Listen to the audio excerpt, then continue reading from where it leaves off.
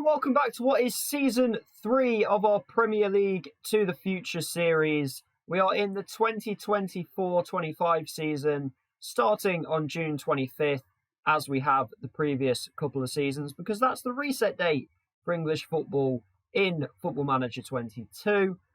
Trying to remember the relegated teams. They were Crystal Palace, Reading, and I have completely blanked who the other team was. Who went down last year? Norwich. Of course it was Norwich, the yo-yo squad themselves. They went down. The Norwich relegation was a very dramatic one. They ended up losing on the final day. Brentford got a magic draw against Manchester United, kept themselves in the league. And now we reset for the 2024-25 season, and we welcome in 3 new sides. 2 of them you can see in the first 4 teams.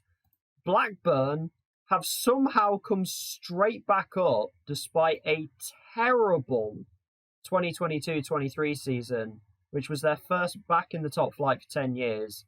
They were awful. Millwall levels of bad.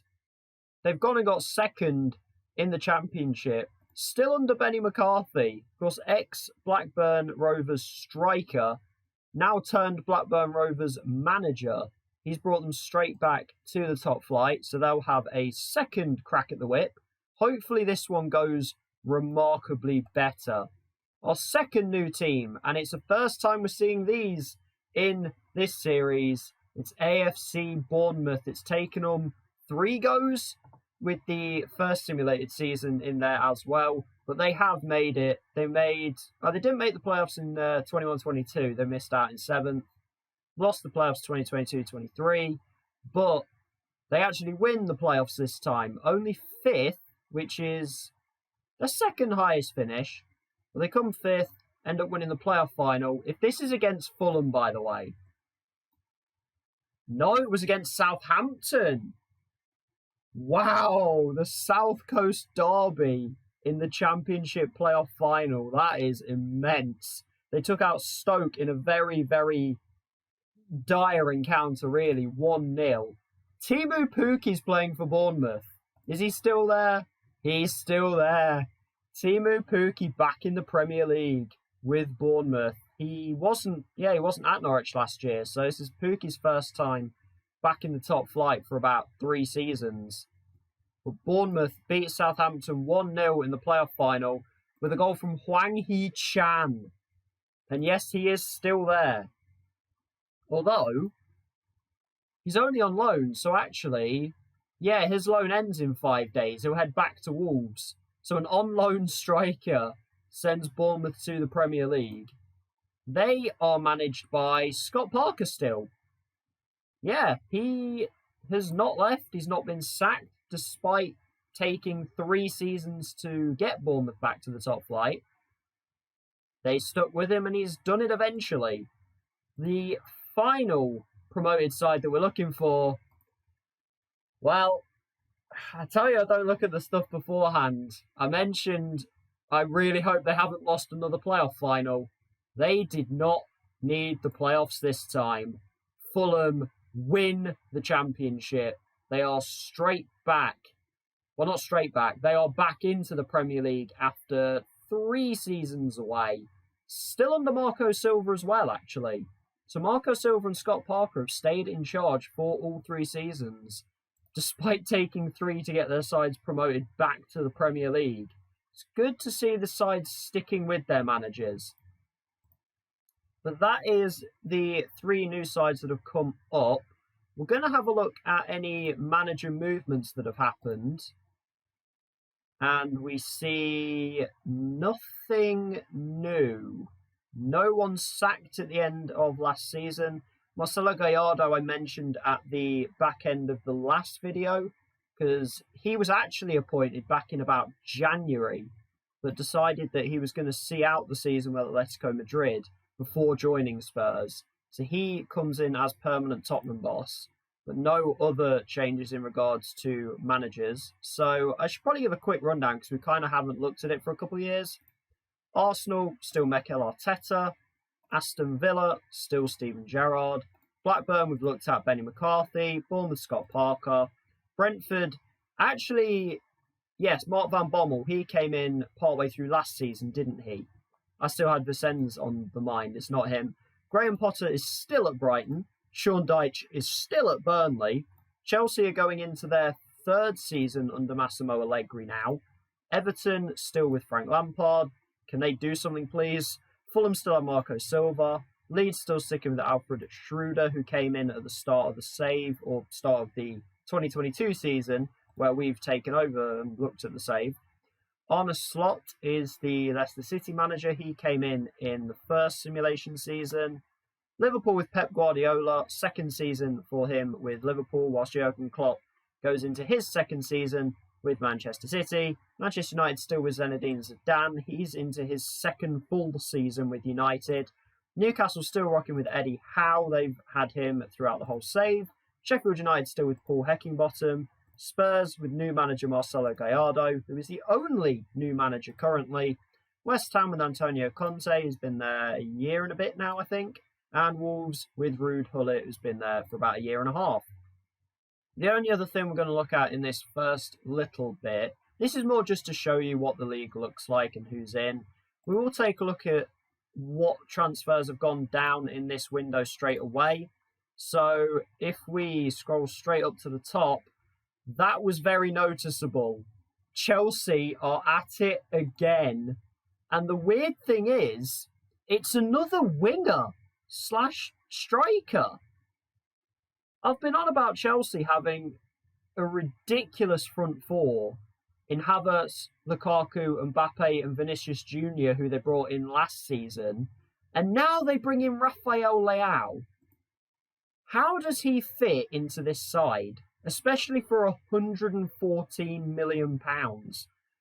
I'm not saying it because he's not good. He's hit double figures every season for AC Milan in the past 3 years and been in the high, well, not high sevens, but 7.2, 7.3 is a very good average rating.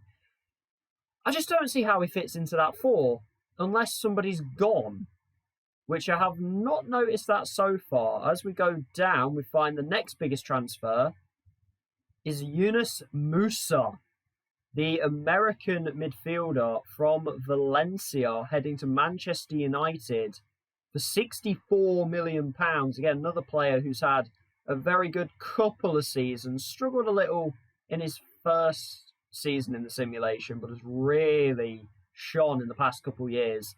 So he will be playing for Manchester United in this upcoming season. As we keep looking at 2024 transfers, £53 million Ezri Konsa. My word. I mean, I think has he been playing? He played well in the first 2 seasons. Actually, a bit of a drop-off last year. But still, Spurs, £53 million. They got Boubacar Kamara last year for £60 million from Newcastle. So they are spending high amounts of money on players at rival teams battling for Europe. And they're not necessarily the greatest of players. So Newcastle and Villa have got good amounts of money out of that.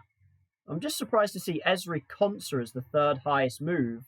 The 4th highest, Mason Mount to Arsenal. I guess that's one of Chelsea's moves. With bringing in the likes of Mbappe, Vinicius Jr. and Rafael Leao, there was just no space for Mason Mount. And having Kai Havertz in there as well. He's only played 18 Premier League games in the last 2 seasons, including just 5 last year. He gets a £49 million move to Arsenal at just 25 years of age. That could be a really, really good move for Arsenal. We do have to go a little bit further down to find any more moves that have happened early in the window. We do find Aston Villa using the Ezri Konsa money, though, on Luke Shaw.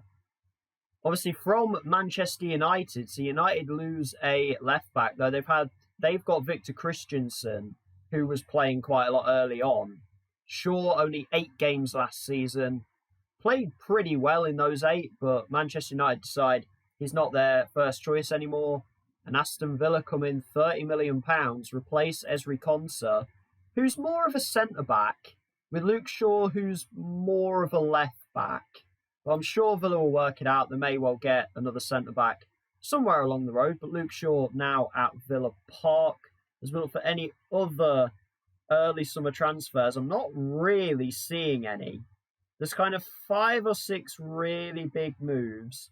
Marko Grujic is back in the Premier League. That's the ex-Liverpool player, right? Yes. He's now 28. He's back in the Premier League with Brentford. So Brentford have about the 6th or 7th highest fee paid on a Premier League transfer early in the window. Over £18 million. Brentford want to stay up by more than just a final day heroic act this time. They would like to stay up a little more properly this time. This is probably as far down as I'm going to go for now. We find Ludovic Blas, or Ludovic Blas. I'm not exactly sure how to say his name. He leaves FC Nantes for Leeds United. That is £14.5 million.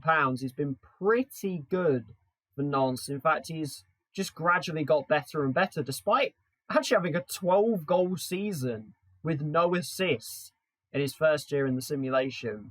Then became more of a provider in the next 2 seasons. So Ludovic Blas comes over to Leeds. That's a pretty nice signing. As we look down a little bit more, we find Roman Yaremchuk coming into the Premier League for Sheffield United. They, again, skin of the teeth stuff. They stayed up, did enough during the season to avoid even bad form at the end. Wasn't enough to send them down. They get the Ukrainian international forward for 12.25 million. Hasn't really played for Benfica. His time has kind of fizzled out. So he has made the move over to Sheffield United. And are there any others?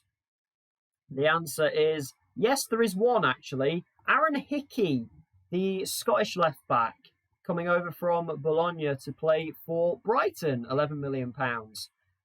Has only sort of played 2 full seasons, may well have gotten injured in the 22-23 season, where he really didn't play very well. But the 2 seasons either side of that, he was okay. It's going to be an interesting step into the Premier League with a side that has struggled in the simulation so far. So hopefully Aaron Hickey can at least play reasonably well. I think he's also potentially the Mark Cucurella replacement. I think Cucurella might be a right back. I'm not 100% sure, but it's a new fullback for Brighton anyway. And so the plan is now, as normal, to meet back on the, well, it'll be the 16th of August, because they normally shift a game to the Friday, just before the season starts. We also get the addition to have a quick look at the Euros, because it is 2024, so we get a European Championships. We'll just see who won it. Won't really look too much more into it. And then we get to see the other transfers that have gone down prior to the start of the season. We're now at the start of the Premier League season, 16th of August, but as I mentioned, we're going to have a quick look at the European Championships, and your champions are Holland, beating Norway in the final. So Haaland, Ødegaard and the likes almost carrying Norway all the way, but Holland step in with a 2-0 win. We'll see who got the goals in the final. It was Memphis Depay and Steven Berghuis. Is it Steven? It is Steven, isn't it? Steven Berghuis, now at Ajax and 32 years old, ex-Watford winger. Memphis Depay, obviously ex-Manchester United. Norway just didn't really get going in the final at any point. Holland dispatched them. So congratulations to the Netherlands, getting their first major competition win since 1988. My word. Or did they win the Nations League in its first year? I have a feeling they made the final. But Kylian Mbappe, oh my goodness. If he does anything like that in the Premier League, Chelsea might have a shot this year. Lukaku with 6 goals, Isaac with 5. They're both Premier League players as well. Pedri is still in La Liga as far as I know, unless this transfer window has just gone off with a bang. Kaminsky 3 assists with Ruben Neves and Harry Kane. Obviously Neves and Kane in the Premier League. I say that. Is Neves in the Premier League? Yes. Yeah, he made a big move in January, didn't he, to Liverpool? Of course he did. De Ketelaere is at Leicester as far as I'm aware. We'll have a look who was in the semi-finals. So England get beaten 1-0 by Norway in the semi-finals, and Belgium lost out 3-2 to Holland. Potentially, some managers may have become international managers, so that's the plan for the next little bit. Premier League manager-wise, still nothing has changed. I think this might be the least managerial changes I've seen inside the first 3 seasons of a save. And especially the last sort of year, there have been very, very few. I think there's been 4, possibly even 3. But that does allow us to move straight into transfers. And it doesn't look like there's been a whole lot. There's been a lot of frees, but let's get to the top and let's find that the biggest transfer is an out. That's the first time we've had that. Heung-min Son is gone from Spurs, but they do get £74 million for him from AC Milan. Son is now 32, recently turned 32. So that's not too bad a move, actually. And the replacement that Spurs decide to go with is Thomas Lemar. Yeah, 2 weeks after the Heung-min Son transfer, Thomas Lemar comes in. So he's 4 years younger. Model citizen personality, everyone loves that one. That's a pretty good move. Okay, Lemar maybe a little more versatile than Son is as well. And was, well, I was going to say remarkably cheaper, but actually about 8 million cheaper if you put in all the potential add-ons. The third biggest transfer, also an out. Where did Celta Vigo get £52 million from? I am very intrigued as to what has happened at Celta Vigo, considering they almost got relegated last year. How have they got £52 million to sign Illan Meslier? Who did they sell? I'm kind of lost. They sold Galan, we saw that. So Mendes to Roma for 30 million. I know I'm being completely sidetracked by a side that's not a Premier League team. I'm just really, really confused as to where this money's come from. It's just the Brace Mendes and Javi Galan money stacked on with a couple of other small transfers. And they've just gone all in on goalkeeper, which is an interesting strategy. I can say that word. Interesting strategy from Celta Vigo, go all in on the goalkeeper. That does mean that Arsenal are now on to... I don't know who they're on to, actually. Because Ramsdale is unhappy because he wants to be in the Champions League. Arsenal, I think, are in the Europa League this year.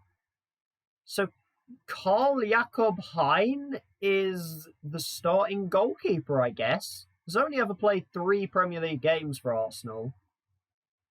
But I guess he may well get a few starts. Could be interesting. I think Ramsdale will still be the number 1. And it does allow him to actually play now. I thought the Meslier transfer was weird in the first place. So I'm not massively surprised to see him go. I'm just surprised who he's gone to. I've spoken about that for a while, so we can move on to Jean-Claire Todibo, now 24 years old. Manchester United want a better defence. I might as well have a look at some of the teams a little bit more in depth because I think there's a potential that we've lost what some of the teams look like because I haven't really shown the actual squads. Unfortunately, their 2 biggest signings of the transfer window currently both injured and out for a couple of weeks at the start of the season, so that's not gone well. De Gea is transfer listed. Pogba is transfer listed. Andre Onana is asking to leave because he wants a new contract. It's a bit of a mess at Manchester United right now. They still have Varane. Valentin Rosier is maybe the right back, maybe not. Who's the new left back? I assume it's Victor Christensen, and Vardiol will probably be a centre back. It's a bit of a mess at United right now. The more things change, the more they stay the same. As we look at Diogo Dalot being back in the Premier League with Chelsea. Now, I said Chelsea, the biggest thing they could do is probably strengthen their back line. They turned to Diogo Dalot, which is not what I was thinking, but actually, he looks really good.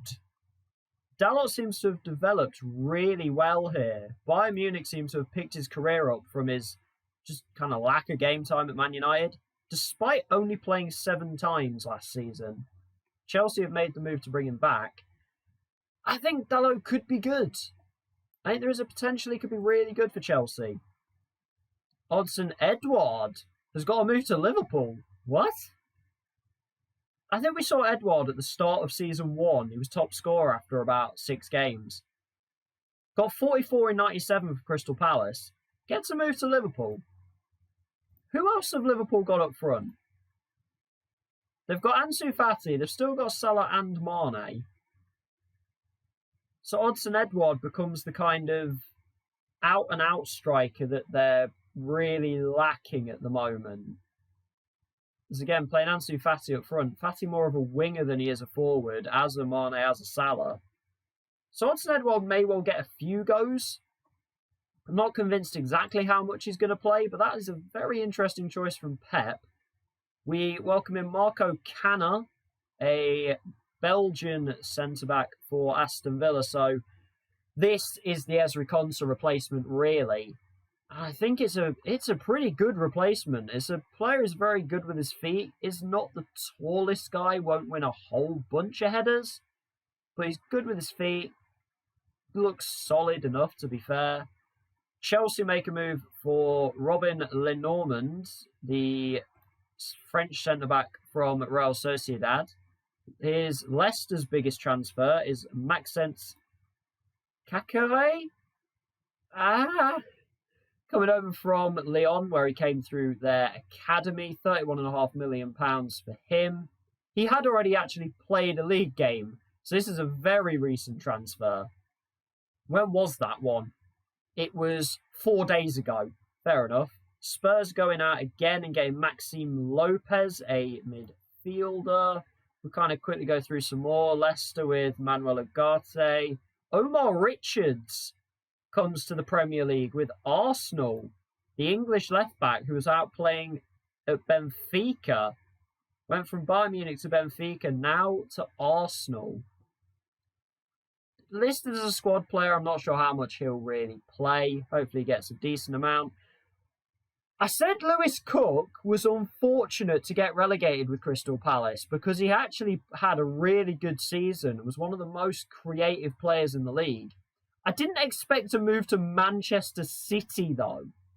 And for Manchester City's biggest transfer to be £24 million. But okay. Scott McTominay's gone. He's gone to Juve. Tormenta is a guy I did not even know was here. So, whoops. Amar Dedic lasted, I think, a season. Did he even actually play a game? He played 11 games, and now Dortmund have bought him. Sometimes I don't understand the transfers in Football Manager. Crystal Palace, again, sort of the same idea as Southampton. The relegation just means that a few of their players are going to leave. Tyreek Mitchell joins Sheffield United. There seems to be a lot more outs than ins, which is very interesting for the Premier League. It's like it's having to right itself a little bit because of a lot of big transfers in the first couple seasons. We do see some new players. I was about to say some new players like Ricardo Horton. No, he came in previously. He's gone. Omar Alderete, a Paraguayan centre-back, now joining Spurs, who seem to have bought an absolute ton of centre-backs. I don't think any team needs this many. Villa have had a lot of defensive changes, though this is actually a Georgian winger. I'm not even going to try and say his name. And we do see Nicholas Seewold come in as well, the RB Salzburg Austrian midfielder, 23 years of age.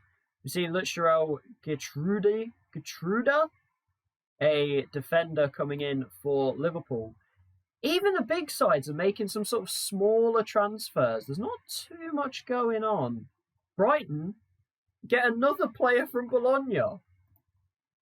That's two.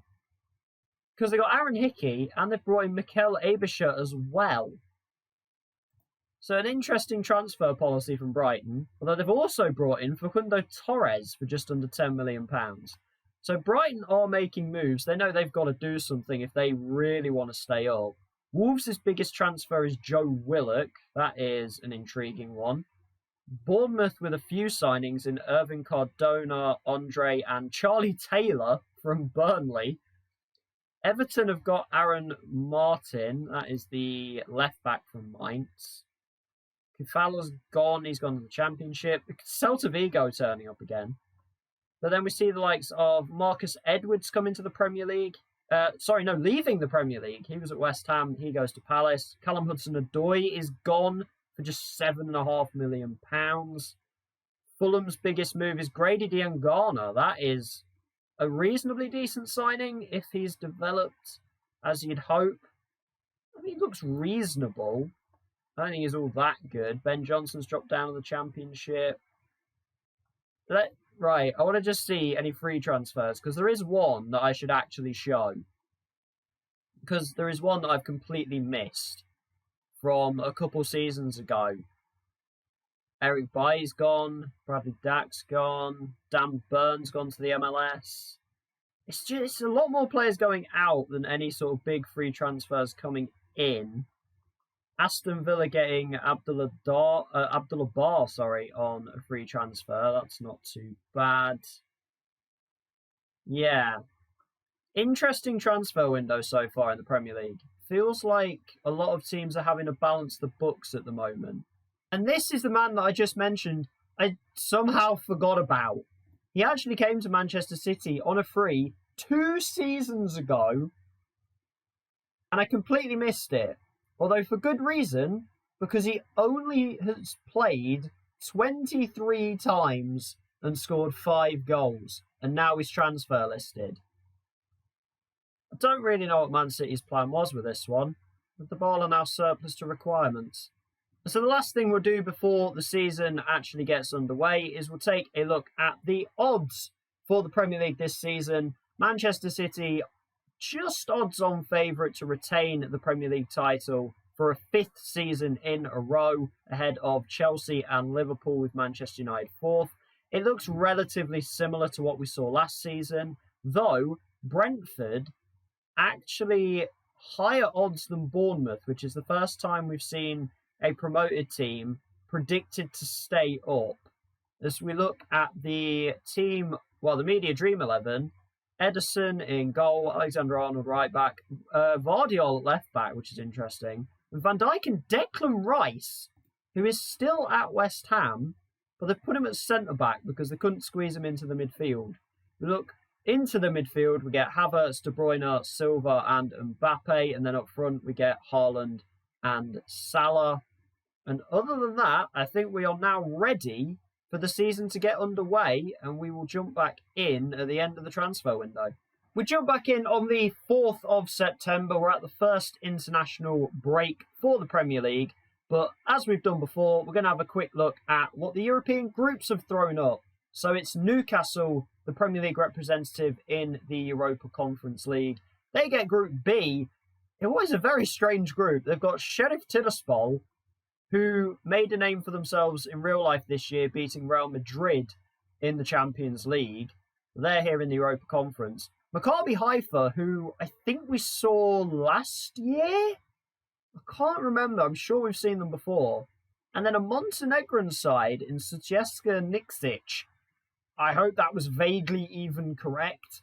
It looks like a pretty simple group for Newcastle. They should win this. I would say probably 6 wins from 6, really. The Europa League spits up 2 Premier League sides. It's Spurs and Arsenal. Firstly, looking at Tottenham.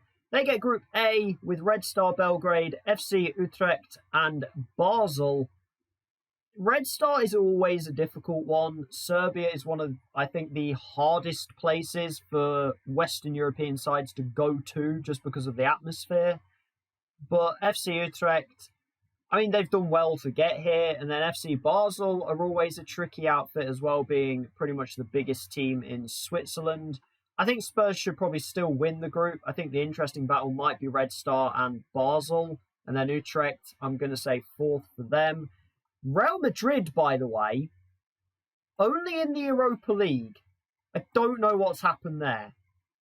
Because they finished 6th last season. Wow, okay. Real Madrid in the groups, just casually playing a team from Norway. I didn't actually notice that before. But we get to Group G, where we find Arsenal. They have Stade Rennes, Slovan Bratislava, and FK Astana from Kazakhstan. Rennes can be a tricky team. They normally have an alright amount of money and can build at least a decent side. But then Slovan Bratislava, FK Astana, can't really see them troubling Arsenal. I think they should probably top the group. I think Rennes are the only real competition going. But we'll see how.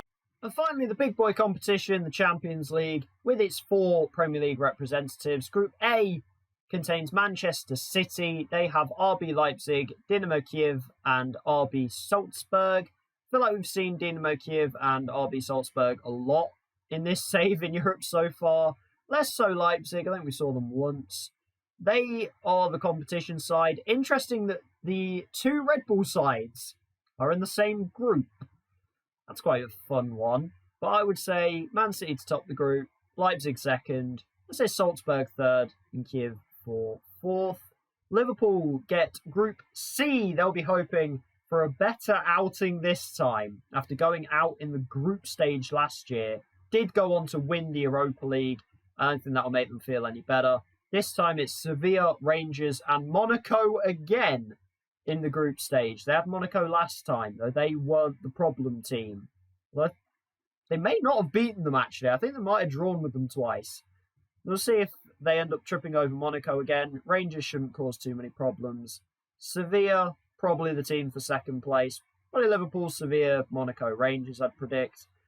Manchester United back into Europe, straight back into the elite competition. They do get a group with Bayern Munich, though, and AC Milan, as well as Ferencvárosi. They must be praying for a redraw. Good luck, Ferencvárosi. You guys are in for it. I think Man United might miss out. I think I'm probably going to go Bayern Munich, AC Milan, Man United. United's dropped into the Europa League. Final team to look at, the current Champions League holders, Chelsea, take Group G, and they get Juventus, Real Sociedad, and Zenit. I mean, Juventus are always going to be tricky. Real Sociedad, I mentioned them last year as kind of building a bit of a decent squad. I still don't think they're probably quite there. I'm going to go Chelsea, Juve, Sociedad, Zenit. Probably in this order, actually, I think is going to be the most accurate thing. The next thing we can do is to finish out the summer transfer window. And we have a new top transfer, and it's another out.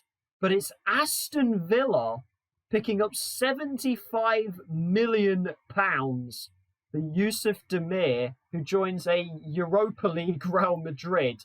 I don't think Real Madrid have taken to Europa League very well. They've just decided that means spend a lot more money. But look at the profit Villa have spun on Demir. £12.75 million signing, £75 million to sell him. Villa have a lot of money to do what they want. Newcastle deciding to step up their transfer business very late on in the window, splashing £130 million on Oscar and Christian Romero. I'm not sure that's how I would spend £130 million. I mean, Oscar is a very, very good player. 26 years of age, you're still going to get quite a few years out of him. I think that's a good signing. Christian Romero, again, 26. Actually, I think the signings are better than I'm giving them credit for. I think I saw 130 million for a couple of names I'm not massively familiar with and got a little bit spooked by it, but actually not too bad. Man United, the next biggest move, they get Benoit Badiashile from Lyon. Yeah, he moved from Monaco to Lyon. I was going to say, I didn't think he started there, or I didn't think he was there. He has had 3 pretty good seasons in Liga. Man United make the move on another centre-back. I feel like they've brought in too many at this point. I mean, Todibo and Badiashile for nearly 50 million each is interesting. Arsenal pop up with a move for Igor Daviv, another centre back. So the big six, or the Premier League big six, I'm doing quotation marks. You can't see me, I don't know why I was doing that. They've decided that defence is actually the best way to go. Igor Daviv comes in for £43 million from Zenit. What else are we looking at? We already saw Edouard. We're looking for anything past about the 16th of August, I believe it was, in which we find Wilfried Zaha has gone to Wolves. So they sold Adama Traore for about 35 million and are able to bring in a 31-year-old Zaha for 20. I don't think that's a bad trade at all. I think they've done pretty well there, actually. Can we find anything else going? Yes, we can. We can find Caligari is now Fulham's biggest transfer of the window. A right back that can play central defence in mid as well. Only 22 years of age. Hasn't played yet. Is currently carrying an injury. Has been decent for Fluminense in Brazil. We'll see how he takes to Premier League football. What else can we find outside of that? Any real late deals? Yes, because the window didn't close till the 2nd of September. So we see Osama Idrissi joining Wolves. They've made a few moves then. Wolves are trying to move up. They're fed up of being like 11th constantly. Brentford get Sasha Bowie. Not completely sure who that is. A right back. Not seen him before. But that may well be roughly about it for players that we look at. We find Sambila Konga's gone for just 7 million to Gladbach. That's a very good move from Gladbach. That is very cheap. And Fulham actually selling a player. I was surprised that was the other way around. I thought Fulham would be looking to actually bring players in. But 3 games into the Premier League season, how's the table look? You what? Okay, I know we're only 3 games in, but that's still very surprising. Brighton, who have been perennial relegation candidates in this save, top the Premier League. They have only played Burnley, Fulham and Sheffield United. Let's curtail our hopes of a Brighton Premier League win a little bit there. They've really not played anybody. But still, they've had to put the results together, and they have. The other team that's gone 3 for 3 is Liverpool, and they've got wins over Manchester United at Old Trafford and Newcastle. Those are more impressive. We see Leicester here again. Leicester up in 3rd, because they always are. Although a win over Arsenal is impressive, and then a battering of Everton at Goodison Park.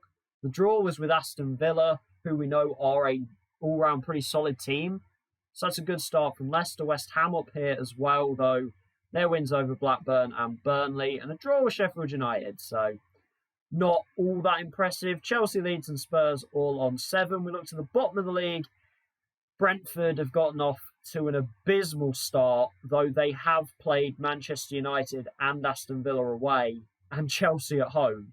Fulham's return to the Premier League has gone heavily wrong, though they, outside of Brighton, who are top, have played Man City and Spurs, so again, pretty tricky fixtures. Blackburn, just, why are you back? Although, to be fair, they're still level with Wolves, Sheffield United, Burnley and Everton. Bournemouth have got a couple draws to bring them up a bit. Just a very brief look into player stats. We're not going to dive into it yet. We'll look more when we get into November. Erling Haaland, the early leader in the goal scoring with 4 in 3. A few guys with 2 assists, including Kostic and Havertz. Alphonse Areola has kept 3 clean sheets in 3 games. West Ham have not conceded a goal, which is pretty impressive. And Tariq Lamptey, the only man to have a yellow card in every single game, but his team are top of the Premier League, so does he really care? We'll come back at around the beginning of November, so a couple months' time, we'll probably only be about 7 or 8 more games in. Are we going to see Brighton at the top still? I mean, probably not, but we can hope. We've now progressed on to the 6th of November. We are a little bit further into the Premier League season, and we have our first managerial casualty. It's Blackburn sacking Benny McCarthy. Blackburn just really don't like the Premier League. They've moved on the manager again. They've got Neil Critchley, the Blackpool manager, as their permanent boss in the Premier League. I feel like Blackburn are preparing for the Championship already. Like, that's just what it feels like. Anyway, this is how the table looks. You can see why Benny McCarthy's gone. They haven't won a single game. They've drawn 2 with Everton and Bournemouth. Everton haven't won a game either. Yeah, I bet that was a fun for all match. But speaking of that, Everton are 19th and haven't won a game. I know there's talk in real life that Everton might go down. They did just get a big win over Newcastle a couple of days ago. But they might go down in this FM save in 2025. It's gone horribly wrong. Somehow Frank Lampard still in charge right now. I don't really know how. Fulham, the other team in the bottom 3. They have won a game though. They beat Blackburn. It's not that much of an accomplishment. But they're 2 points off safety. Behind Brentford, Burnley and Wolves. So when I said Wolves and Everton wanted something to happen this season, this is not exactly what I meant, but at least something interesting is happening with them. Sheffield United having an alright season, Bournemouth doing okay, just drawing a lot. 6 draws in 10 games, though Leicester have done the same thing. Leicester haven't lost a game yet and are 6th, but they've also only won 4. There's been a lot of draws. Leeds have drawn 5 games as well. There is a lot of draws going on, huh? But we get to looking at the top of the Premier League. Brighton are still there. Kind of. I mean, they have lost 3 games since, but they've still won 4 more. And they've beaten Liverpool and Newcastle. This Brighton team might be legitimate. Let's have a look at what Graham Potter's built here. If Sanchez is still in goal, we saw the signing of Kabak. We saw the signing of Lloyd Kelly. Jack Stacey's here. A lot of under-23s. Look at this. Look at all these under-23 players. Well, the ones available for the... No, they're available for the under-23s. I was going to say, Webster's not under-23. That threw me, actually. But Abisher's come straight in. He's playing. Who is the other... Yeah, Aaron Hickey was the other Bologna signing they made. He's behind Gabriel Fuentes at the moment.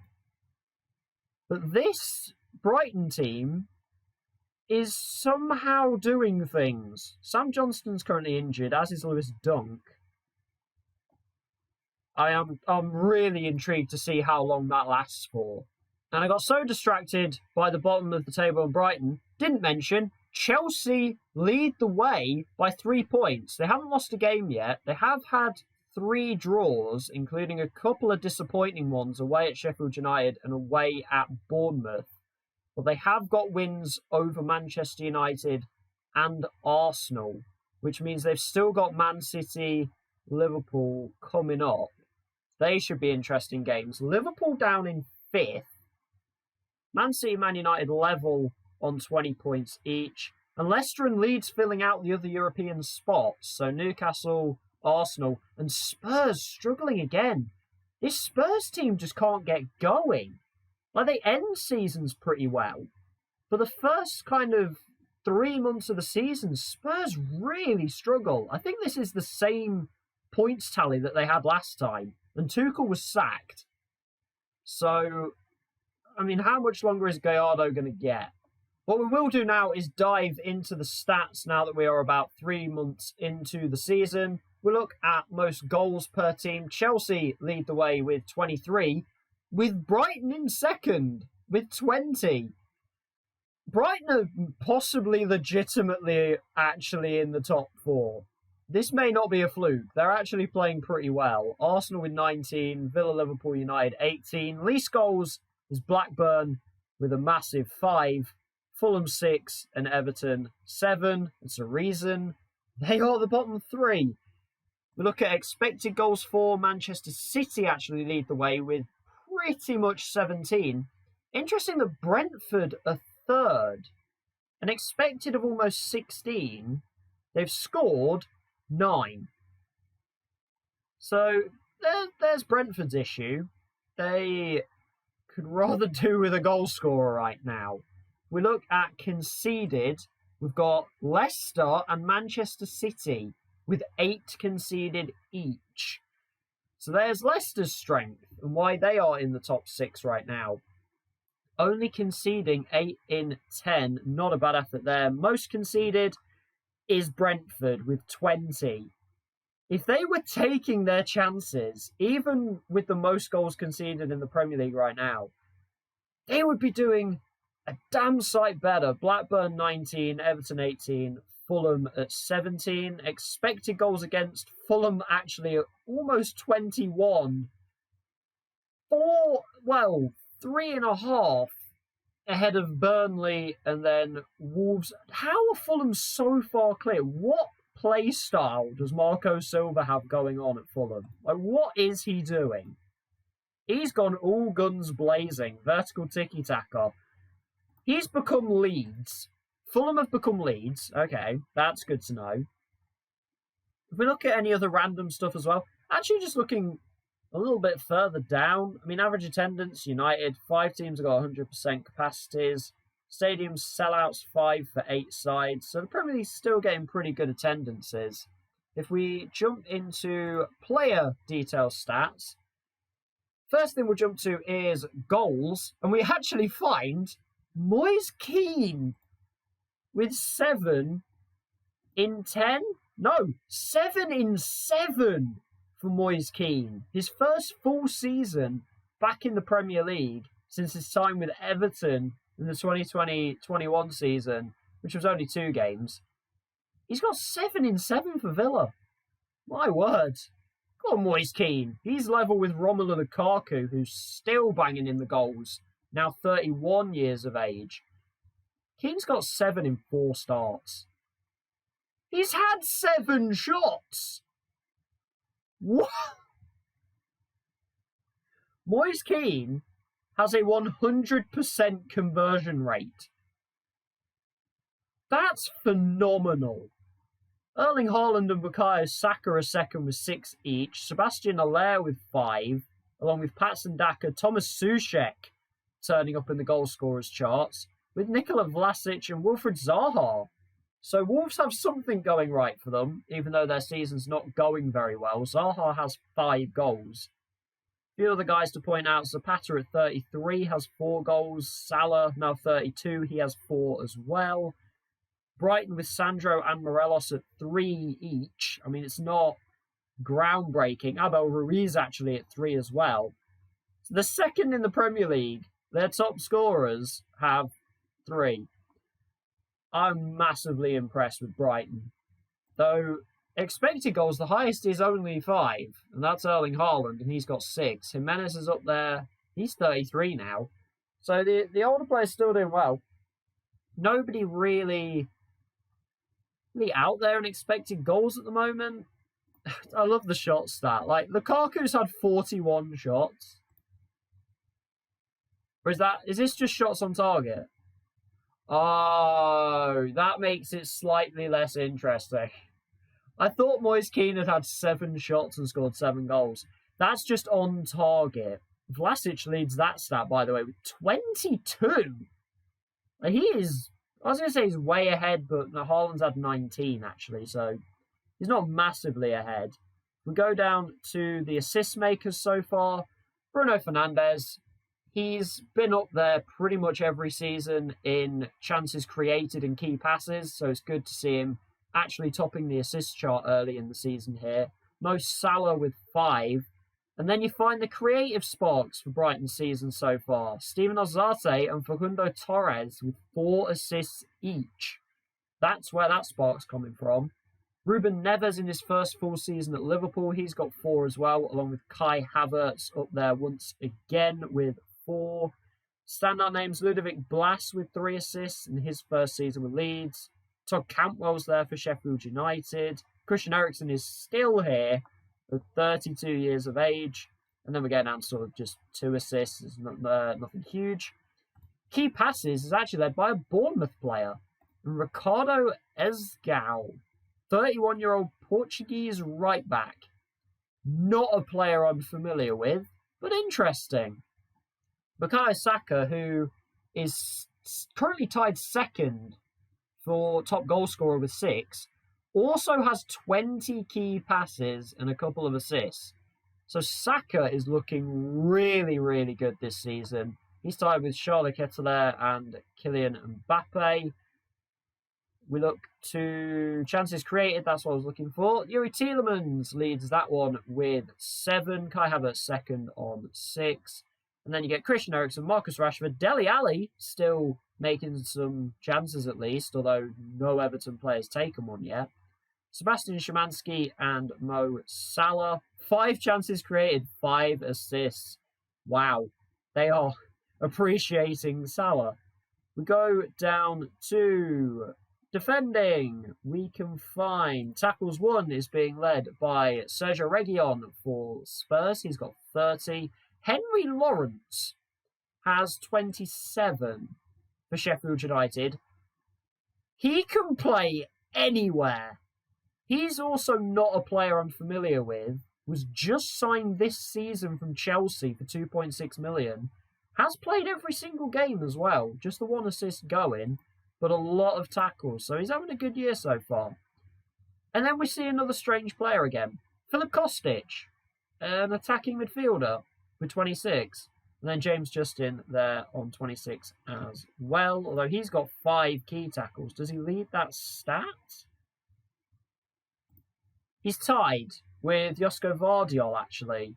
And then Andreas Christensen, Henrik Hegheim, and again, another player I'm not familiar with, only 23 years old. And then Rafa Varane also with 4 as well. Ben Godfrey leads key headers at 12. Interceptions is Dodo. Blocks Josko Vardiol. Henrik Hegheim actually leads clearances. So he's having a relatively decent season for Fulham. Shots blocked is Wes Fofana. And Frank Kessie leads fouls again. We get into the goalkeepers. We look for clean sheets. Ederson leads the way with 5. And Alisson's actually got some company. He's got Andre Onana, Ersin Destinoglu, Robert Sanchez, and Alphonse Areola all tied on 4. So this competition is a lot closer than we've seen it be for a little while, though we are only 10 games in. Saves held, Antonio Adan leads the way, the Wolves goalkeeper, or the new Wolves keeper anyway. Despite being 37, I say new Wolves keeper. If we look, they still have Jose Sarr, but Adan has been the first choice keeper. Just bought for £2.3 million. But Wolves struggling so far this year, which is very interesting. See how long Ruud Gullit lasts if that keeps going. A couple of guys on saves parried. We've got Joe Bursick, who's now playing for Fulham. Of course, Palace got relegated, who he got signed by last season. So he makes a move to Fulham and becomes their first choice straight away. Look at saves per 90. Joe Bursick also leads that, as well as expected saves per 90. Bournemouth have Peter Gulashi in goal. Okay. And then penalty saves, only 1 so far, and it was Jordan Pickford. I don't know why he's bothering. Everton are getting destroyed. Well, that's how the Premier League looks at November. Our next stop-off point is going to be the beginning of January, where the window will open. We'll also take a look at the European competitions and see how the Premier League sides are getting on there as well. We're now into 2025, 1st of January. The transfer window is about to open. It hasn't actually opened yet. It's midnight. But we're going to have a quick look at the European stages for the English Premier League sides. Newcastle in the Europa Conference League very much do what I expected them to do, and in even more dominant fashion than I expected. They go 6 for 6, they pick up the 18 points, but a 22 goal difference. They did some batterings. Yeah, 6-0 and 5-0 over the Montenegrin side. The Sheriff were the only team to score in the final game of the group stages. They put a 4 up as well, a couple threes. My goodness me. Okay. Newcastle were not messing about. They get to skip the first knockout round. Are they a favourite for the whole competition? I mean, Villarreal are here.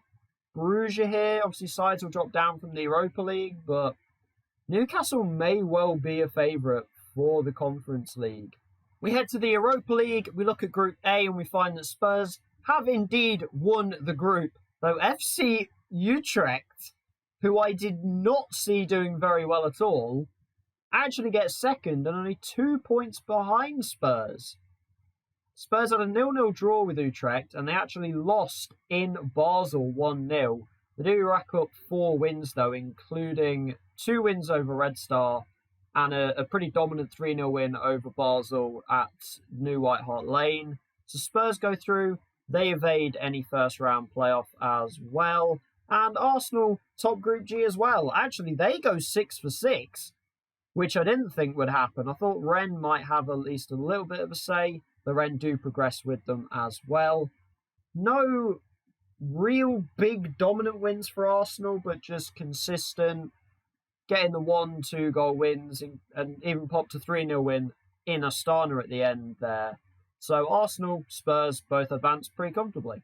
And into the Champions League, and a familiar sight, another Premier League team going 6 for 6 in the European group stages. Manchester City with 6 wins out of 6, including a very impressive 3-0 win over RB Leipzig at the Etihad. Leipzig will advance with them. Liverpool top Group C, so they have a much better experience this time. They only drop points, a 2-2 draw with Monaco. That means they've played them 4 times in the group stages in the Champions League in the past year and a bit, and they've only won once with 3 draws, although the win was emphatic, a 4-0 win at Anfield. Though Monaco do progress with Liverpool, Rangers, unfortunately, miss out on Europa League by a point. I was dead right about Manchester United, so we do need to do a little check back. United are in the Europa League. Bayern Munich top the group with 13, AC Milan second with 12, United 10 points. Losses away from home caused them to be eliminated. Got the 2 wins over Ferencvárosi. I don't think anyone saw them doing anything. 2 goals, 19 conceded for a minus 17 goal difference for them. But Manchester United drop into the Europa League. And Chelsea don't top the group, which is going to make things a little bit more difficult for the defending champions. Juventus end up finishing top. Chelsea lose twice, both away from home. 1 to Juventus, which is kind of acceptable, but a loss to Zenit. I mean, it is in St. Petersburg, which is a rough game, but Chelsea really should not be losing that, and it's cost them the group as well. Juventus's 1 loss was at Stamford Bridge, and they got hammered. They've won the group with a +1 goal difference, which is quite impressive.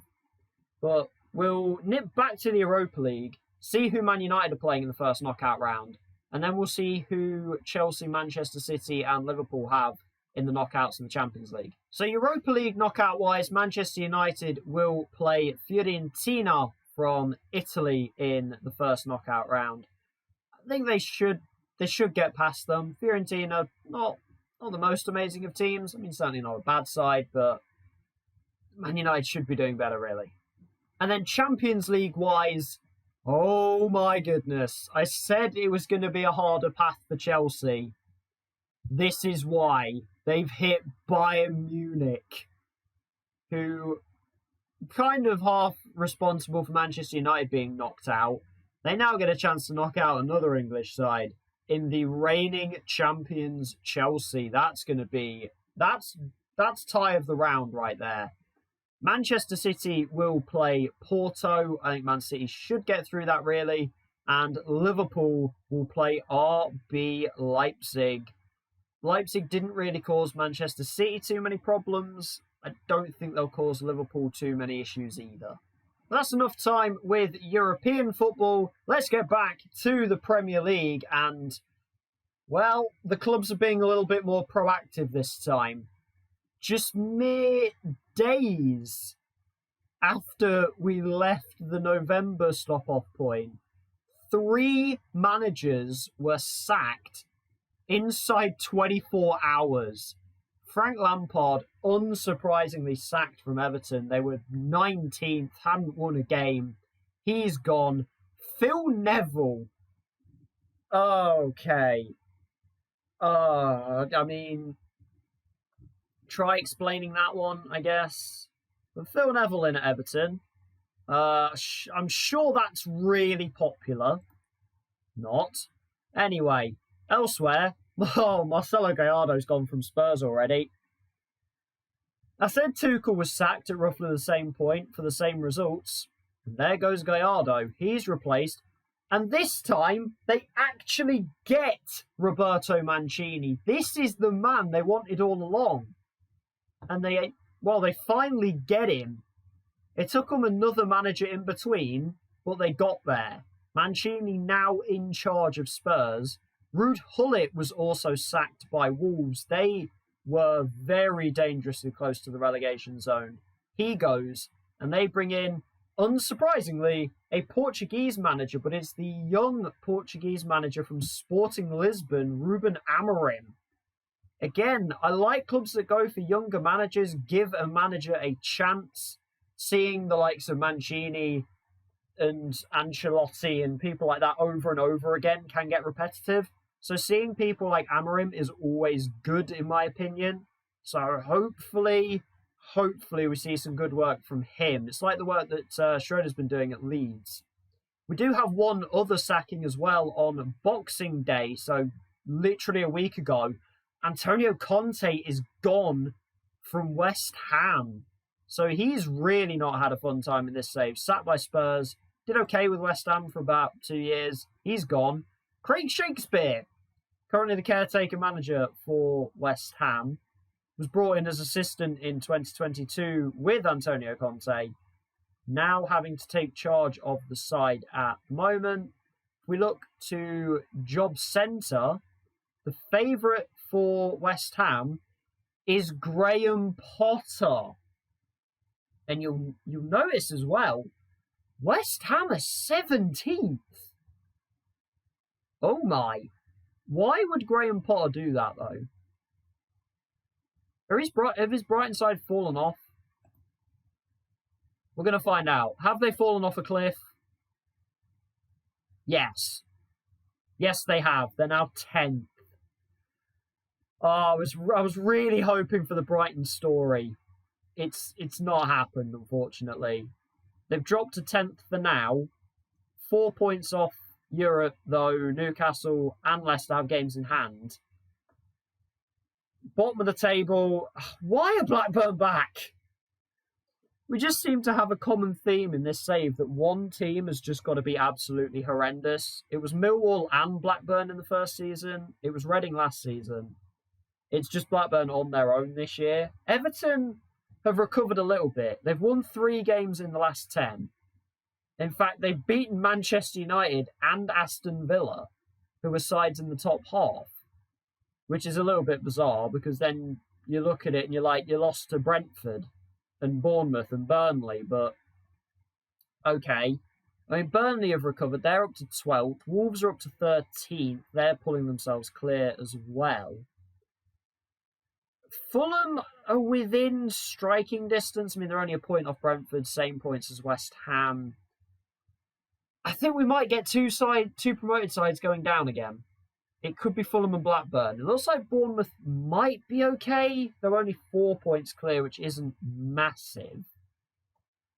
If we look to the top of the table, Chelsea have maintained the 4-point gap. It's now over Manchester City. Or was it over Man City? No, it wasn't. It was over Brighton before, wasn't it? It was a 3-point gap to Brighton. It's now a 4-point gap to Manchester City, 5 over Liverpool, and then Arsenal and Manchester United tied on points for 4th, but Arsenal have a game in hand and the better goal difference. And then we look down, we kind of get a gap again. Spurs have actually climbed up to 6th. So Roberto Mancini's actually doing a really good job since he's come in. Newcastle 7th, and then kind of a little gap, but Leicester are trying to keep in touch for a European place.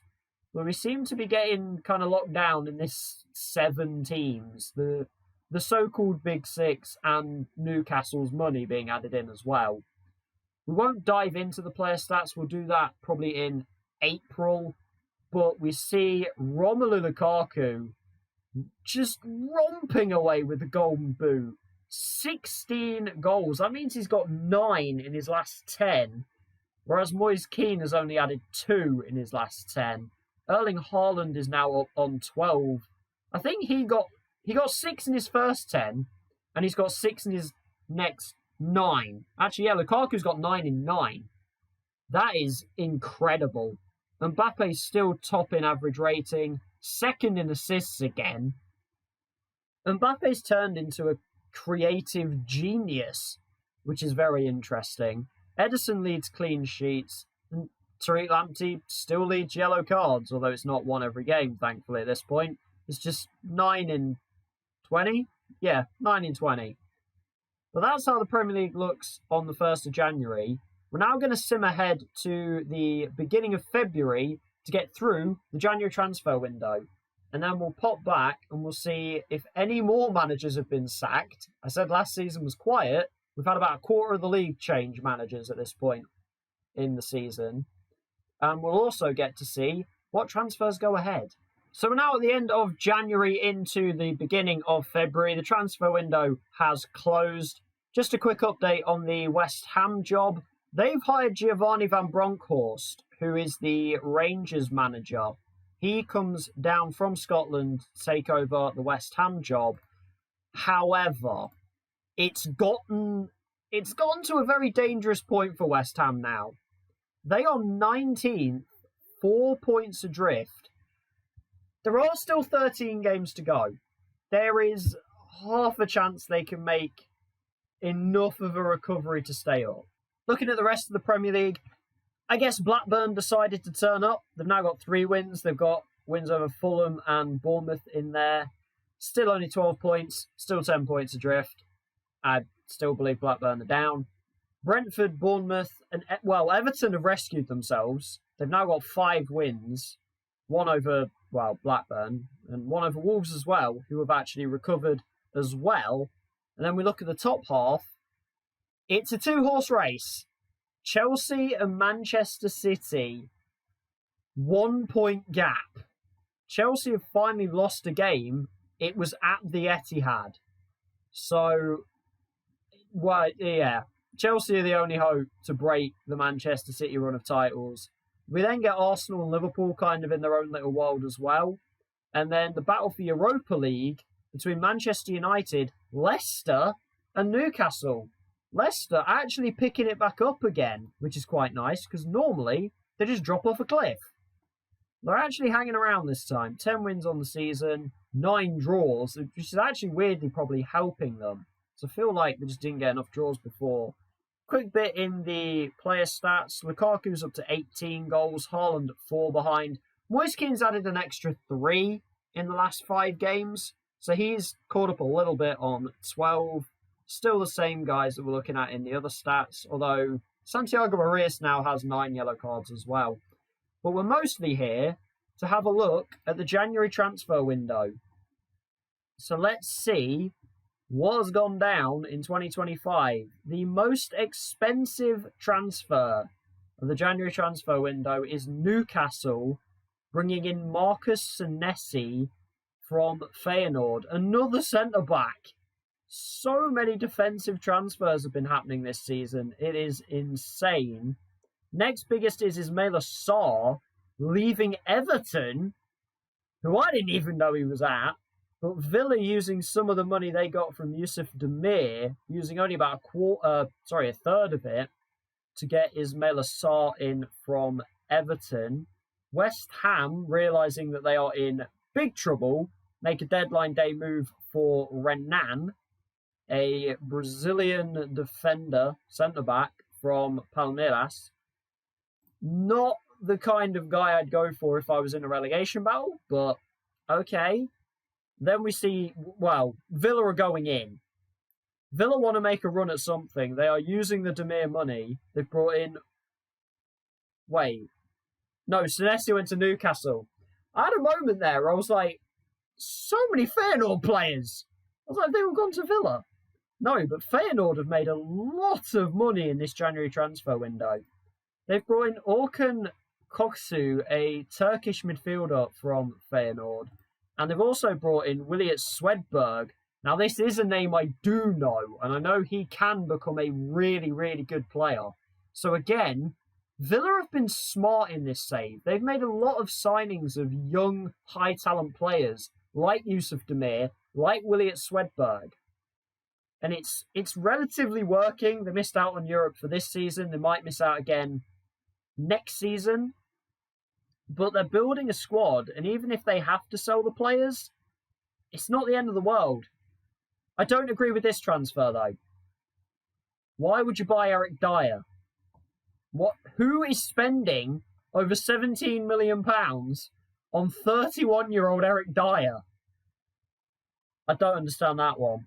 Man City's selling a player. Lucas Torreira is back in the Premier League again. He's doing the okie dokie. He's been in and out more times I can care to mention. He's now at Burnley. He feels like a Burnley player. Despite being Uruguayan, he feels like a Burnley player. He's played one game. He has a suspension. He fits. This works well. I approve. If we look, we get Max Kilman heading to the Championship with Southampton. I'd imagine Southampton will be back pretty soon. Wow. Hold on, Brentford. What? Marco Verratti.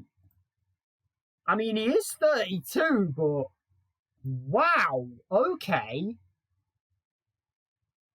Kind of a little bit like the Ericsson move without the whole side story.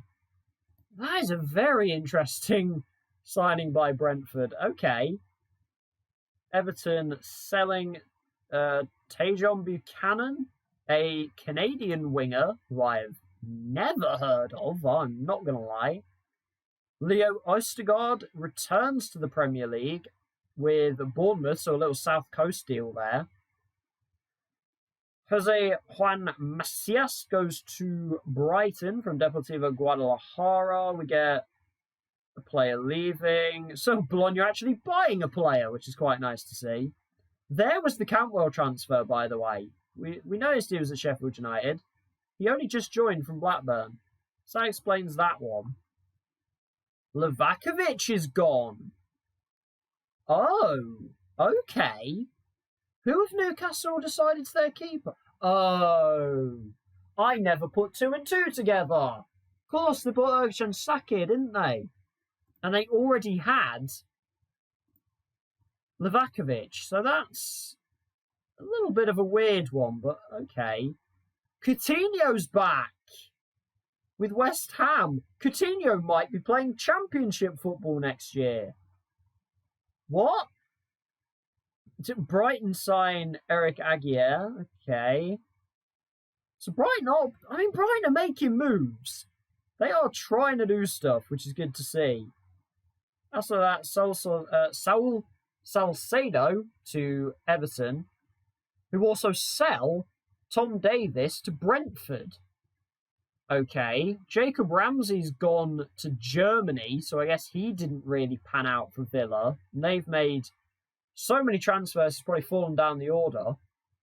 Didn't know Sergio Roberto was at West Ham. When did that happen? He's gone to Burnley, and William Saliba left Arsenal in the summer to Sampdoria. Let's find one more transfer. Tottenham with a £4.3 million signing of Franco Orozco, a 23-year-old left winger who they've immediately put up for loan. I don't get it. I don't understand some of the transfers. But Newcastle, we knew were going in, but they get the biggest move of the window, and then Villa with two of the biggest moves. Could we see Aston Villa sneak back into the European picture in the back end of this season? I mean, they're only 4 points behind Newcastle right now. It's quite nice that every team has played 25, so this is really what the league looks like right now.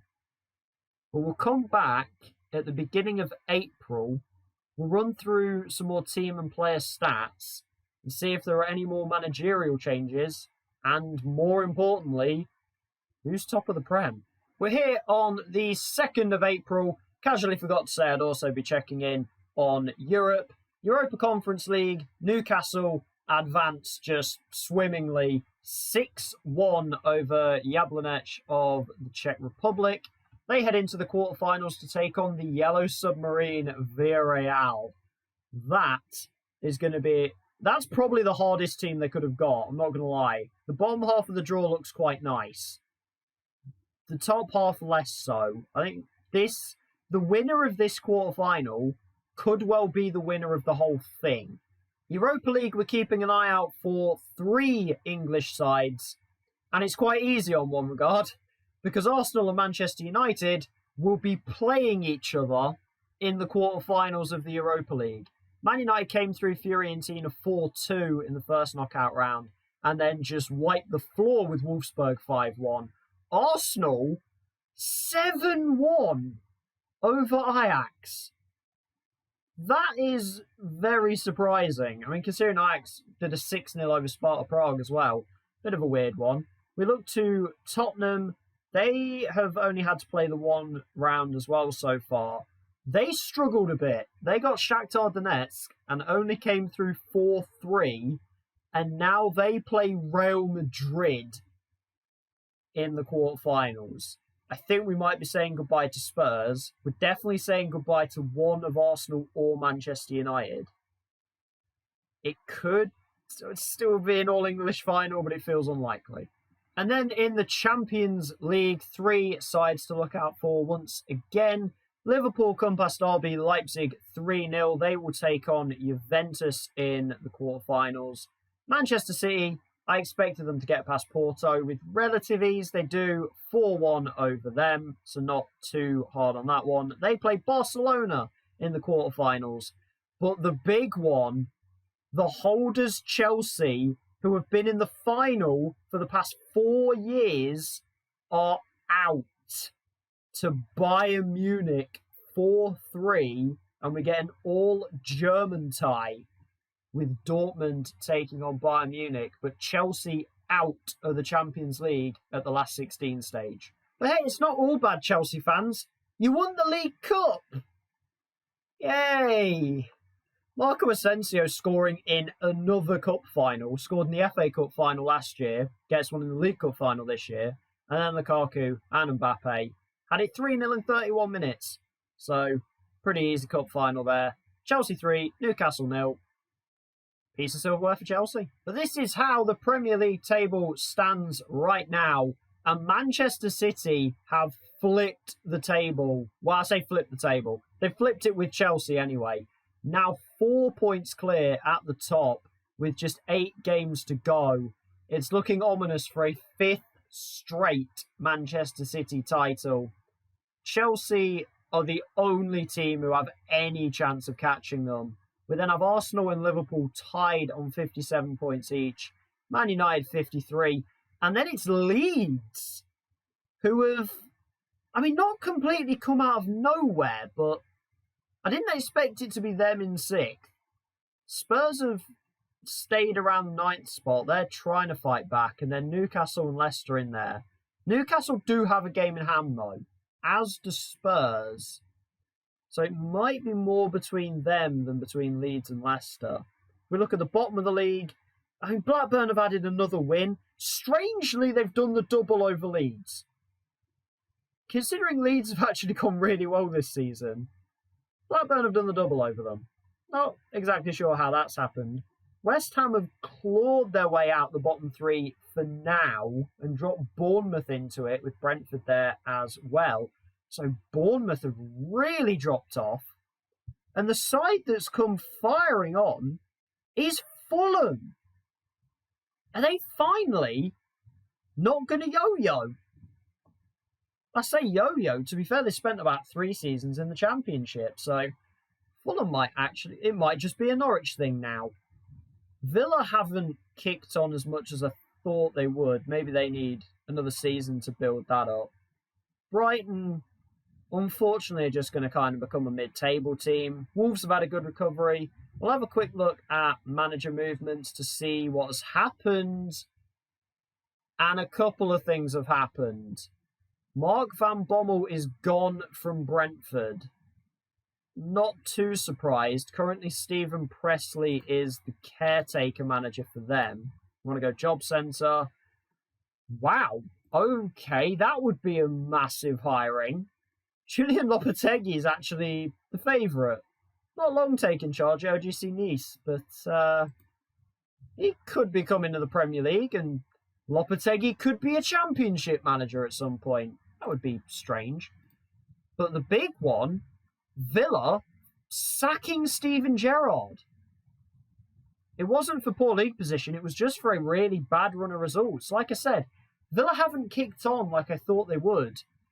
And they turn to Gareth Southgate, who left England after the 2024 Euros when they lost in the semi-finals to... They lost to Norway, right? I think that's right. Gareth Southgate comes in to be a Premier League manager at Aston Villa. He comes into a pretty good setup, to be fair. So I think Southgate might do all right. But we can get into stats as well. So if we jump into team stats, we find goals. Chelsea still lead that one. I mean, Brighton have dropped right off. They're now tied 8th with Leeds. But you get Chelsea well ahead of Arsenal, Manchester City and Liverpool. Expected goals, Manchester City lead that though. Chelsea at just 53 and they've scored 67, which is mightily impressive to be fair. We get down to conceded. Manchester City lead that one with only 20 goals conceded. Manchester City riding on the coattails of their defence and goalkeeper this season, more so than their forwards. Manchester United 29 conceded, Chelsea at 30. Expected goal, well, actually, let's look at the most conceded. Blackburn 58, Brentford 53. But the surprising bit, I guess, Fulham have only conceded 40, which is sort of middle of the pack. Expected goals against 53. So Fulham may be riding the luck a little bit, but if it keeps them up for a season, they'll be pretty happy with that. Leicester up actually in 5th with 48. Well, they're 8th in the league. And then Leeds, 6th in the league, whilst being 8th in expected goals against. So it's not all perfect. It's not a perfect science. We look at top scorers. Lukaku has cracked the 20 mark in 29 Premier League games. Erling Haaland 3 behind on 17. He's really the only competition. But look who's here again. Vitinha is already past 50 Premier League goals in 2.5 seasons. He's not getting particularly high average ratings is the thing. He's just scoring a lot of goals. He hit 20 last season. He's up to 13 with only about 7 games left. So I don't think he'll crack 20 this time. He'd have to go a goal a game. Salah's up to 12. Odsonne Edouard actually has 11 in his first season with Liverpool. There were a few guys on 11. Albo Ruiz is here on 10. He's done all right since he's gone to Brighton. James Maddison up on 10 as Leicester's top goal scorer, with Patson Daka on 9. Val Weghorst just the 9 this season. A bit of a quieter season. He's actually level with Umar Sadiq, who's had a couple of decent goal-scoring seasons as well. Haaland leads expected goals. We get down to assists. We've got a tie for first. Kylian Mbappe is now level with Bruno Fernandes. Kai Havertz on 11. Salah with 9. If we look for key passes, that's actually led by 21-year-old Jasper Asprilla at Fulham. He's wanted by some big clubs. And I mean, Fulham look like they're staying up. They got him for £12.5 million in the summer from Watford. Very, very good signing. Actually, I feel like I've not mentioned Watford at all. They haven't been back yet. Watford have spent all 3 simulation seasons so far in the Championship. So I'm interested to see when they come back. But Fulham with a very, very good signing in Jasper Asprilla. Bernardo Silva, I almost said Bruno Silva. That was a mistake. He's 10 behind. Jasper Asprilla is doing amazing. Rafinha with 53, Pedro Neto 52, and then Rashford and Cantwell in there as well. If we look for chances created, Mbappe leads the way there on 15, with Tielemans and Bernardo Silva at 13. We go to defensive stats. Tackles won is actually led by Aaron Hickey, the new signing for Brighton. And Brandon Soppy is in second. I believe this is his first season with Brentford. It is. So actually 2 new players leading the way. James Justin, the first of the already in the Premier League gang to be up there on tackles. If we also jump to key tackles, we've got 3 guys tied. They are Andreas Christensen, Chris Mepham, and James Justin, who has been brilliant defensively for the past 2 seasons. Dodo still leads on interceptions made. Doria now leads shots blocked, but Fofana's there on header percentage 1. We look to the goalkeepers, clean sheets, Ederson. Give him the Golden Glove now. I mean, there's only like 8 games left or 7 games left for some teams, and he's 7 ahead of Edouard Mendy. And this has been Liverpool's big come down. This is why Liverpool is struggling this season. Alisson just 8 clean sheets in 28 appearances for him. Not a lot going on defensively for Liverpool right now. Pep is not having the best of times. Jurgen is having a great time. Nick Pope and David Raya lead on saves held. Saves parried, Juan Musso of Leicester with 80. Outside of that, let's have a look at penalties. A few guys have saved 2 now. Juan Musso, Ugasan Sakir, and Thomas Kaminski have saved 2 each. And Alisson, Paul Bernardoni, the Sheffield United goalkeeper now. Raya, Pope, and Bursk have all got penalty saves as well. But we're now ready to shift on to the final game of the season and to find out what there is to play for. We'll also take a look at what European finals we've got. We might be able to see already sort of Europa Conference and Europa League. I'm not exactly sure when their finals are. We'll have a quick look at Europe and then we'll set up the final day of the Premier League season. We're at the 18th of May. It is now the final day of the Premier League season. But just before we get to that, we'll take a quick look at what European finals we've got coming up. There is Premier League interest in the Europa Conference League final. Newcastle, what a chance to win a piece of silverware. You lost the League Cup final, but you've come through against Villarreal 3-0 in the quarters of the Conference League, and you've smashed Club Brugge 6-1. You now play FK Partizan Belgrade in the final. What a chance to get a piece of silverware. We turn to the Europa League, and there's also Premier League interest in here as well, because Arsenal managed to overcome Manchester United 3-2 and Valencia by the same scoreline, and they will play in the Europa League final versus Real Madrid. That's going to be a barnstormer of a game. That does mean that Spurs were knocked out in the quarterfinals, but it was only on penalties. And then Real Madrid able to overcome fellow Spanish opposition in Real Sociedad 4-2. There were 3 Spanish sides in the semi-finals. And finally on to the Champions League. And once again, one Premier League team represents England in the final. It is Liverpool. So from Europa League winners last year, they are into the Champions League final, but they take on their forever nemesis, Bayern Munich. pretty sure Bayern Munich beat Liverpool in the knockouts in the first season, and then they were in the same group last season, and Liverpool got knocked out in the groups. Now they have to face their demons in the final. Liverpool overcoming Juve 3-0 and then squeaking a 2-1 over PSG. Manchester City were the other team. They end up going out in the quarterfinals.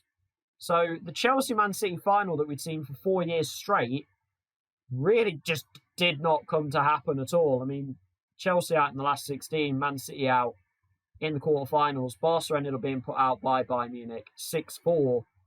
But is another Champions League heading to Anfield? And actually, just a quick side note that I've just noticed, the final venue, this is giving Chelsea Bayern Munich flashbacks. It's being played at the Stadion München. Oh my. Can Liverpool do a Chelsea? But welcome to the final day of the Premier League season. And, I mean, there's bits to play for. Unfortunately, we don't get a title showdown this time. We've been fortunate in the past 2 seasons that we got one. It doesn't happen this year. Manchester City, 5 times in a row. 7 of the last 8 Premier League titles. They are just dominating English football. No Champions League this time, but they've won the title. They're 6 points clear of Chelsea. Chelsea, Liverpool and Arsenal all confirmed Champions League football as well. Although it doesn't say that for Liverpool and Arsenal, which is slightly confusing. I don't know why that's the case. Because if Liverpool win the Champions League, then Arsenal are in the Europa League final. That's going to be interesting to see how Europe pans out. Because Arsenal are in the Europa League final. Liverpool are in the Champions League final. Newcastle are in the Europa Conference League final.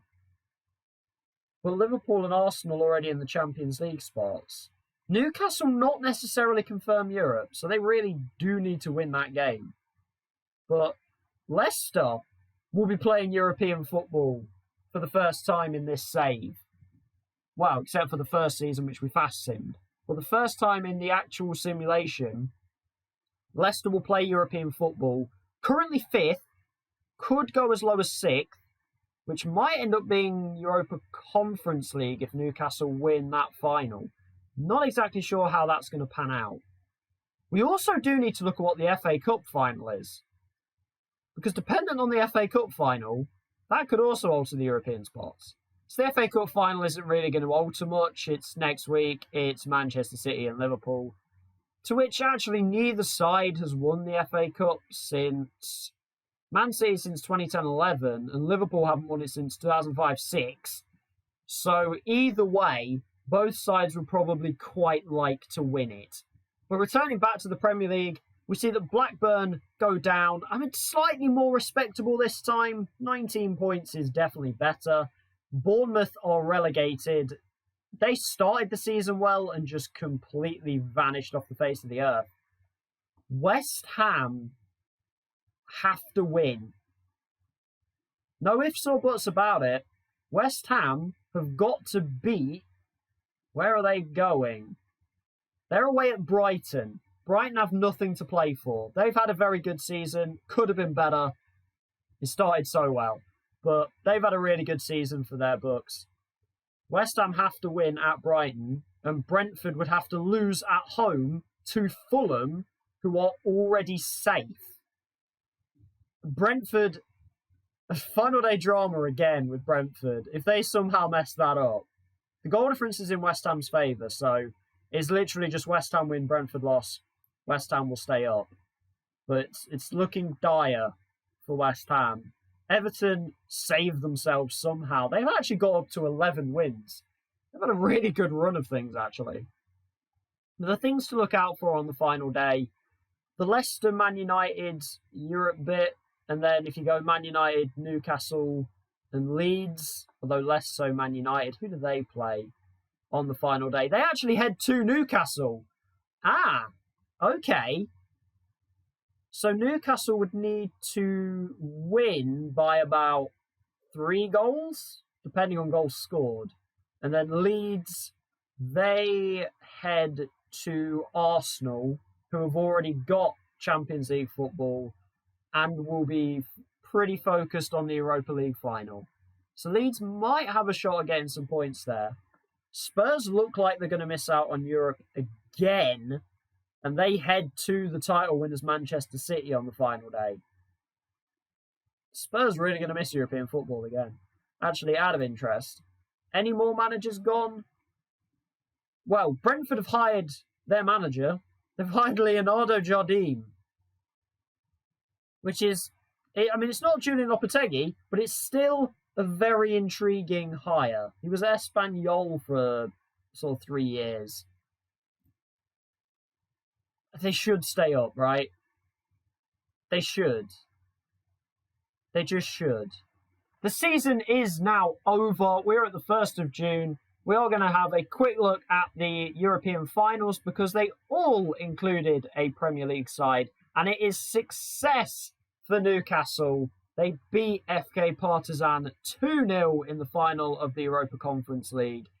Newcastle will have Europa League football for next season. It was a Gabriel Barbosa double. Relatively dominant in the game. I mean, Partizan must have had a pretty big chance. I don't know what happened there. But there was a big chance for Partizan, but they fall short. Newcastle pick up a piece of silverware. Europa League and its heartbreak for Arsenal. A 1-1 draw with Real Madrid in Spain, by the way. In fact, the Europa Conference League final was in Spain as well. That was in Seville. This one was in Bilbao, and Real Madrid win on penalties. Jack Grealish gave Real Madrid the lead.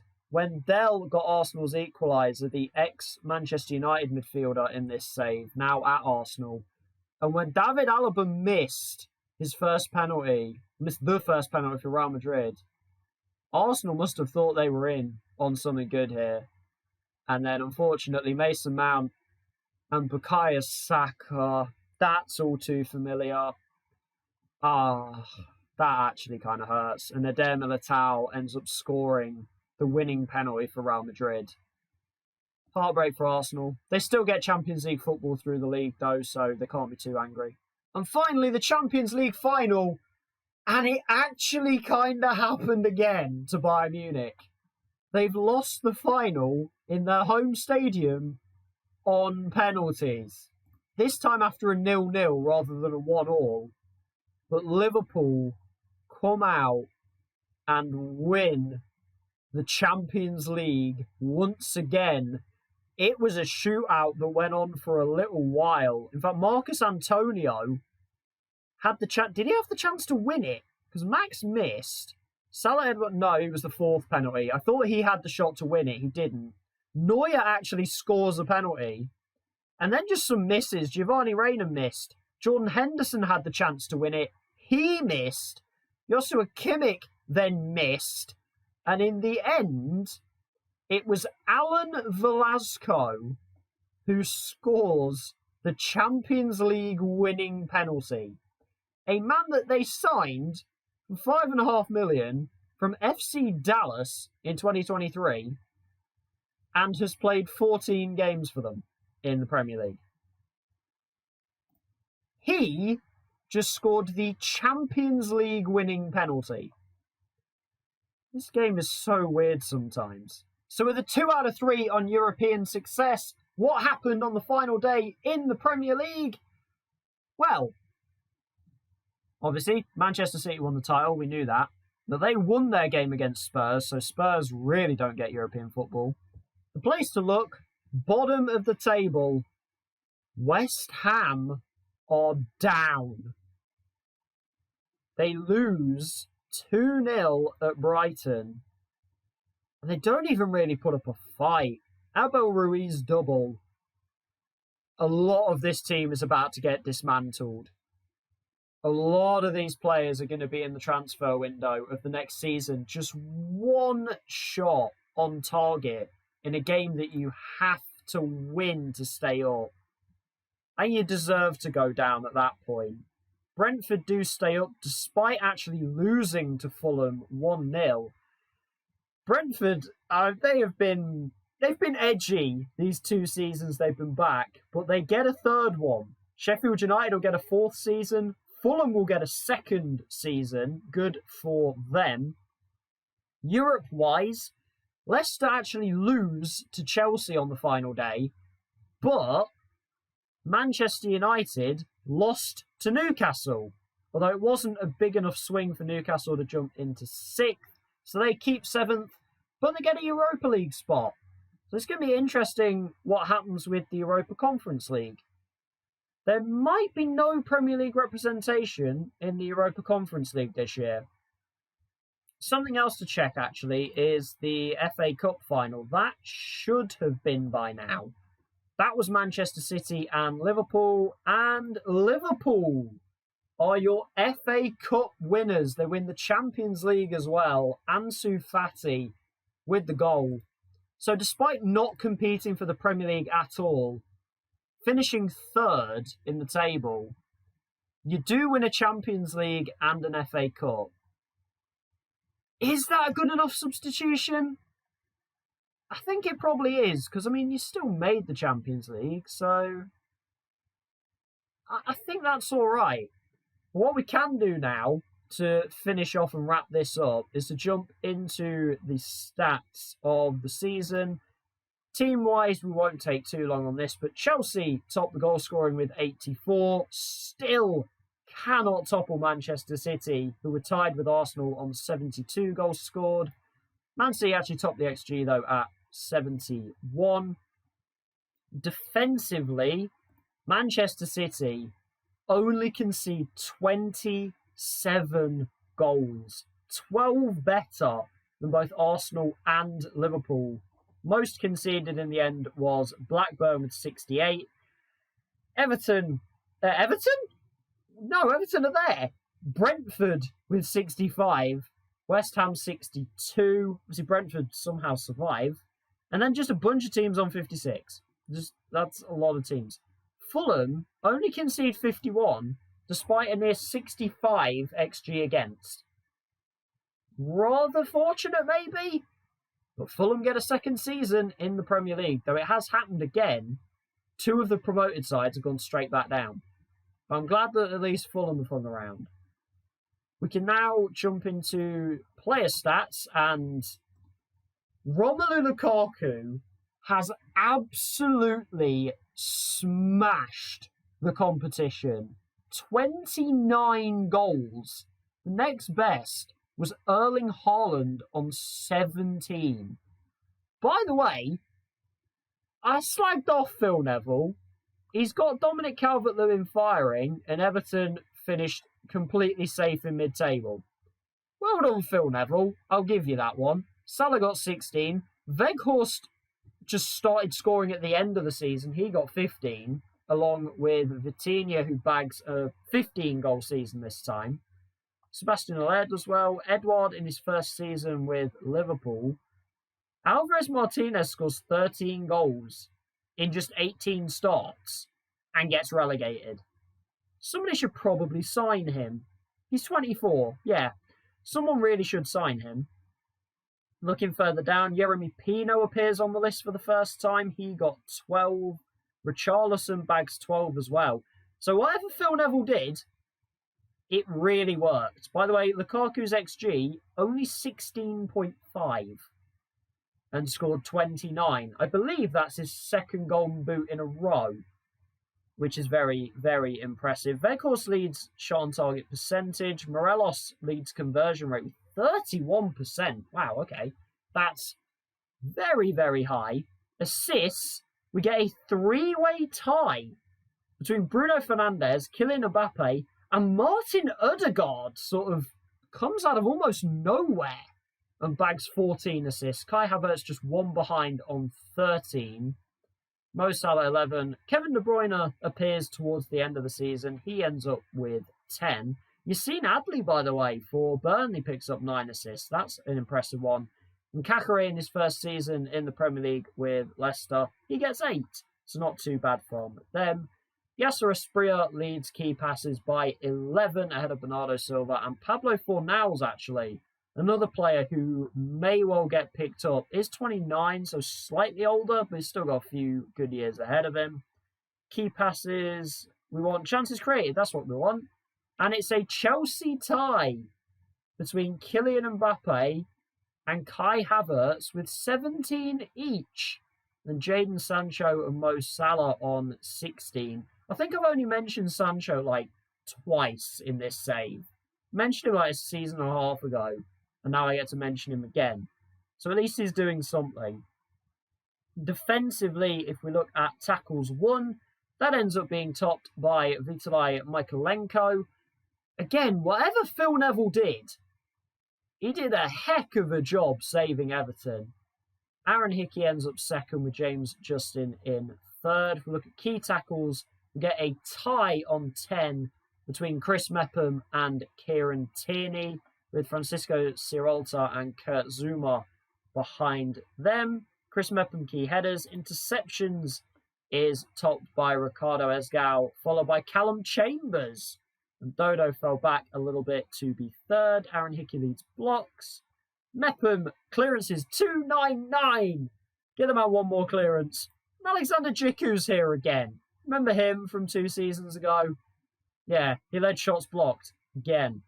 And finally, to wrap up the Premier League 24-25 season, the goalkeepers, Ederson, clean sheets 20.